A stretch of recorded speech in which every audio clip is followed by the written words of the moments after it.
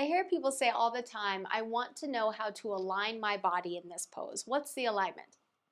What the heck do we even mean by this word alignment? It gets thrown around a lot, but many of us don't understand what it really truly means. My name is Christina Raskin. I'm the founder of Soul Thrive Yoga. And here we are passionate about education of all the aspects of yoga, from the alignment of our poses to the philosophy, the mindfulness, and the meditation. This word alignment, what this means is, how do we stack our skeleton for the pose?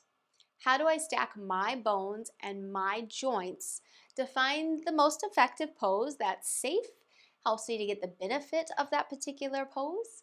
And that alignment, how I stack my skeleton and my joints, is going to be unique for my skeleton. It's going to be different than your skeleton, and it's likely going to be very different from the picture in the yoga book that you see or the cues that your teacher gives. This alignment is different and unique for each of us because we're all unique and different. My skeleton is not the same as yours, and our skeletons are also not the same as the skeleton in the book that yoga teachers learn from. They learn how these bones are put together from a picture in a book, and although that might be true for some people, it's not true for all of us. That means that our poses are going to look different, and the alignment for me is going to be different for you. There is not one right alignment. So how do I find my unique alignment? How do I find the pose that is going to be the most stable, the safest, the healthiest for me? One of the main ways we do that is by listening to our body and sensation in our body. We want to look for positions in our body that give us positive sensation, constructive sensation, versus not constructive sensation.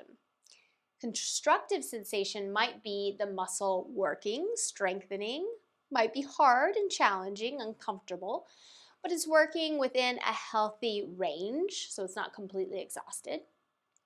Other constructive sensation might be some stretching in the muscle, again within a healthy range so that it's not extreme or intense.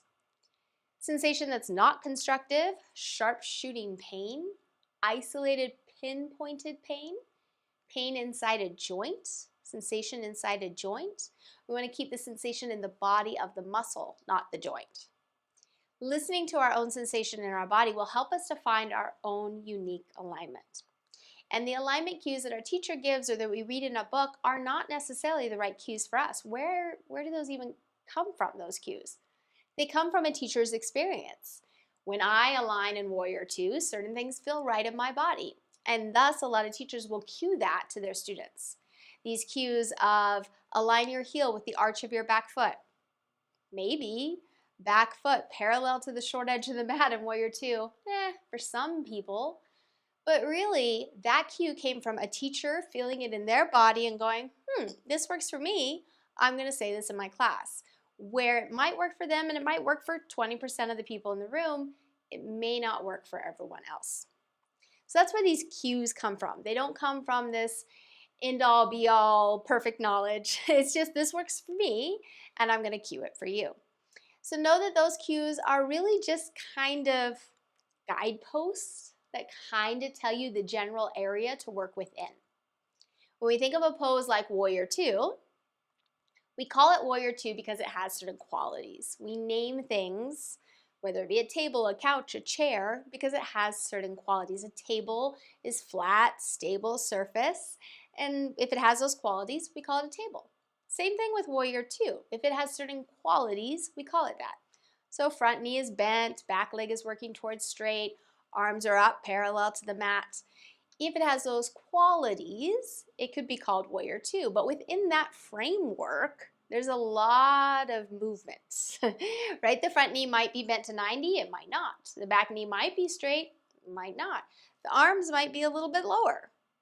There's a lot of different variations. So when you're playing with a pose and trying to find your unique alignment, find the parameters or the qualities of the pose, and then play around within that. With curiosity, turn the toes in or out, step the foot forward or back a little bit, adjust the pelvis a little bit or the spine a little bit.